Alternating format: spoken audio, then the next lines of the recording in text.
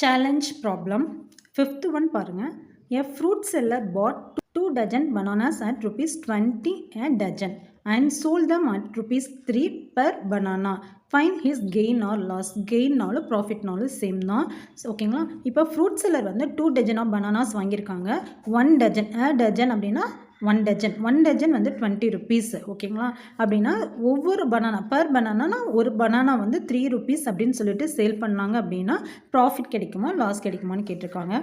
Solution cost price of 2 dozen bananas 1 dozen banana தான் 20 rupees into 2 dozen போது 2ஆல் multiple பண்ணும்போது டோட்டலாக cost of price of bananas வந்து cost price of 2 dozen of bananas equal to 40 rupees. Cost price அப்படிங்கிறது எவ்வளோ 40 rupeesக்கு banana வாங்கியிருக்காங்க. ஒரு dozen அப்படிங்கிறது எவ்வளோ பனானாஸ் இருக்கும் 12 பனானாஸ் இருக்கும். 2 dozen அப்படிங்கும்போது 12 இன்ட்டு 2 ஸோ 24 பனானாஸ் இருக்கும். ஓகேங்களா? Selling price of a 2 dozen bananas டோட்டலாக எவ்வளோ பனானா இருக்குது 24 பனானா. ஒரு பனானா எவ்வளோ ருபீஸ்க்கு சேல் பண்ணுறாங்க 3 rupeesக்கு. 3 இன்ட்டு 24 72 rupees அப்படிங்கிறது என்னது செல்லிங் ப்ரைஸ். காஸ்ட் ப்ரைஸ் எத்தனை ரூபாய்க்கு வாங்கியிருக்காங்க 40 rupeesக்கு வாங்கியிருக்காங்க. செல்லிங் ப்ரைஸ் வந்து 72. ஸோ செல்லிங் ப்ரைஸ் தான் மோர் தென்னாக இருக்குது கிரேட்டர் தென்னாக இருக்குது. ஸோ அப்படின்னா என்னது profit equal to selling price minus cost price. Selling price 72 cost price 40. 72லேருந்து 40 சப்ராக்ட் பண்ணும்போது 7லேருந்து 4 சப்ராக்ட் பண்ணால் 32 rupees அப்படிங்கிறது என்னது ப்ராஃபிட். சிக்ஸ்த்து சம் பாருங்க. A store purchased pens at rupees 216 per dozen. He paid rupees 58 for conveyance and sold the pens at the discount of rupees 2 per pen and made a overall profit of 50 rupees. Find the market price of each pen. ஒரு store வந்து purchase பண்ணியிருக்காங்க per dozen. ஒரு dozen pen வந்து 216 rupeesக்கு. Conveyance allowance அதாவது ஒரு பொருள் வந்து travel charge எல்லாம் இருக்குது இல்லைங்களா, அந்த கன்வேயன்ஸ் சார்ஜ் எல்லாம் எவ்வளவு ஆகுது அப்படின்னா 58 rupees ஆகுது. ஓகேங்களா? Sold the pens at the discount. ஒரு பென் வந்து 2 rupees டிஸ்கவுண்ட்டுக்கும் கொடுக்குறாங்க. 12 rupees வந்து மார்க்கெட் ப்ரைஸ் அப்படின்னா 2 rupees வந்து டிஸ்கவுண்ட் கொடுக்குறாங்க. ஓகேங்களா? அப்படின்னா ஓவரால் ப்ராஃபிட் வந்து 50 rupees வச்சு விற்கிறாங்க. அப்படின்னா மார்க்கெட் ப்ரைஸ் எவ்வளோ அப்படின்னு சொல்லி கேட்குறாங்க. ஓகேங்களா? Cost of 1 dozen pens 1 dozen pen வந்து எத்தனை ருபீஸ்க்கு வாங்கியிருக்காங்க 216 rupeesக்கு. கன்வேயன்ஸ் எவ்வளவு 58 rupees. ரெண்டும் ஆட் பண்ணால் காஸ்ட் ப்ரைஸ் ஆஃப் 1 dozen எவ்வளவு 274 rupees. ஓகேங்களா? Cost price equal to 274 rupees. Discount of each pen எவ்வளவு 2 rupees. ஸோ ஓவரால் ப்ராஃபிட் எவ்வளோ நம்மளுக்கு கொடுத்துருக்கோம் 50 rupees வந்து overall profit. Total discount for 12 pens equal to 2 into 12 24 rupees அப்படிங்கிறது நம்ம டிஸ்கவுண்ட் கொடுக்க போகிறோம். ஓகேங்களா? டிஸ்கவுண்ட் அமௌண்ட் எவ்வளவு டோட்டலாக 12 pens ஒவ்வொரு பென்னும் 2 rupees டிஸ்கவுண்ட்.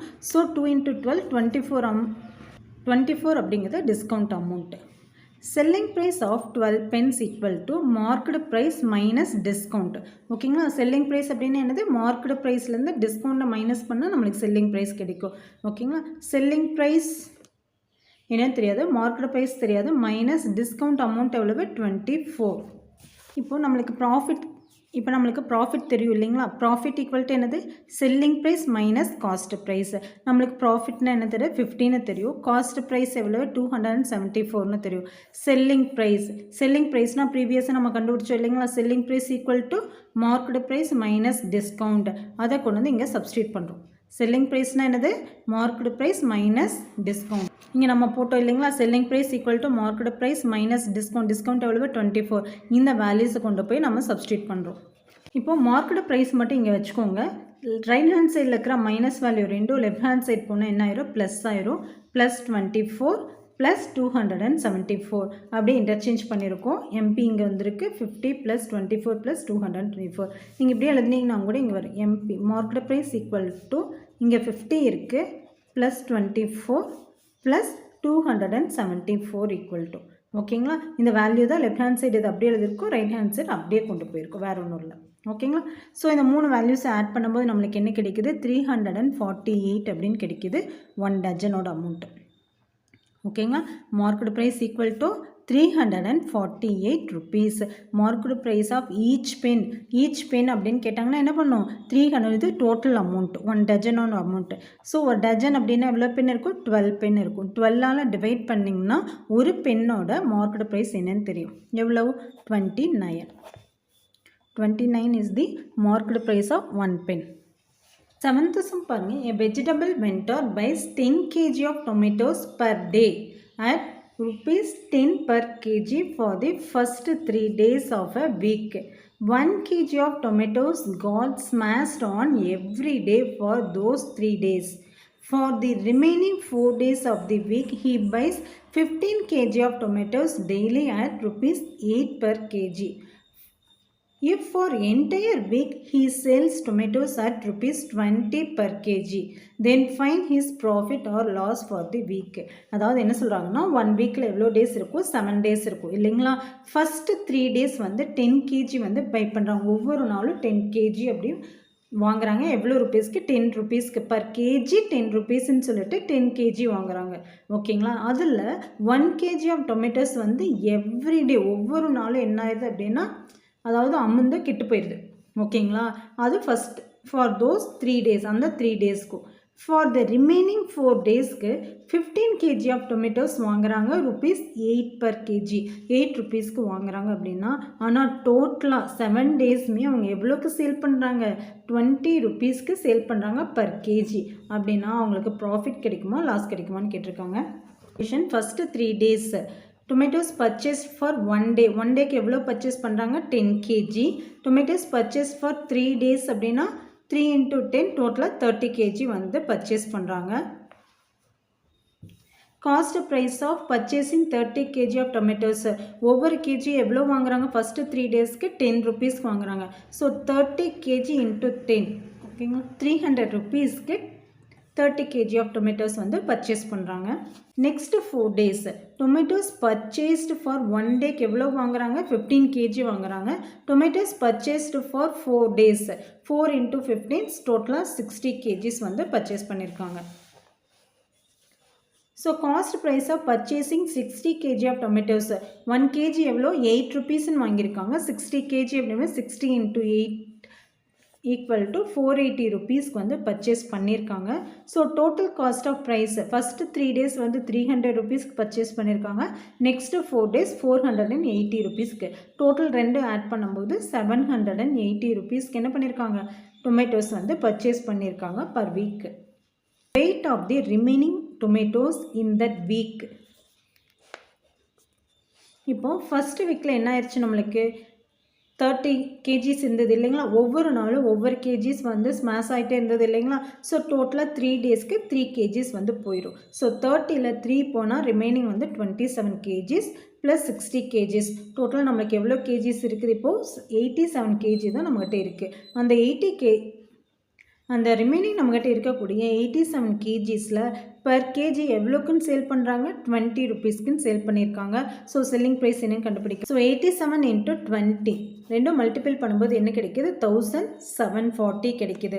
காஸ்ட் ப்ரைஸ் வந்து என்னது 780, செல்லிங் ப்ரைஸ் வந்து 1740. ஸோ செல்லிங் ப்ரைஸ் தான் அதிகமாக இருக்குது காஸ்ட் ப்ரைஸ் விட. So profit equal to selling price minus cost price. 1740 minus 780. So profit is 960. 8th sum பாருங்க. An electrician buys a used TV for 12,000 and used fridge for 11,000 rupees. After spending 1,000 on repairing the TV and 1,500 rupees on painting the bridge, he fixes up the marked price on TV as 15,000 rupees and that of the fridge as rupees 15,500. If he gives 1,000 discount on each, find his profit or loss.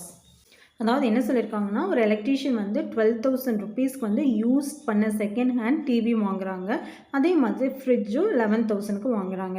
ஆனால் சில repairs எல்லாம் இருக்குது, அதுக்கு வந்து 1,000 rupees வந்து டிவிக்கு spend பண்ணுறாங்க.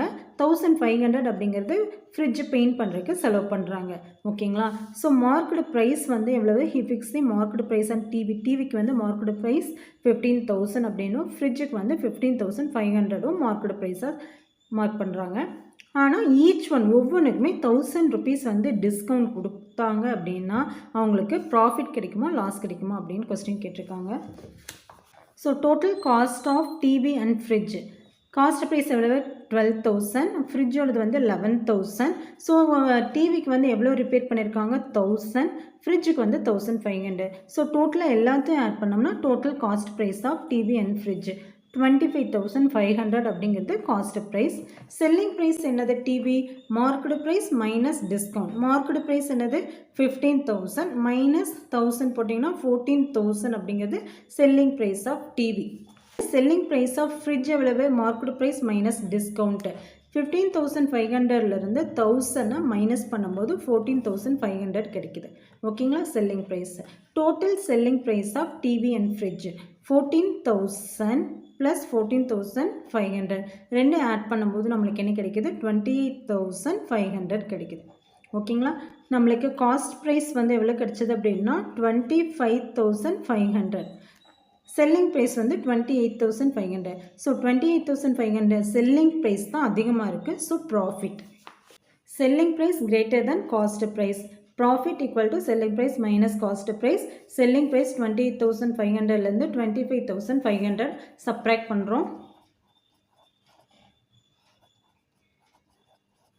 0 5லேருந்து 5 subtract பண்ணால் 0, 8லேருந்து 5 சப்ராக்ட் பண்ணால் 3.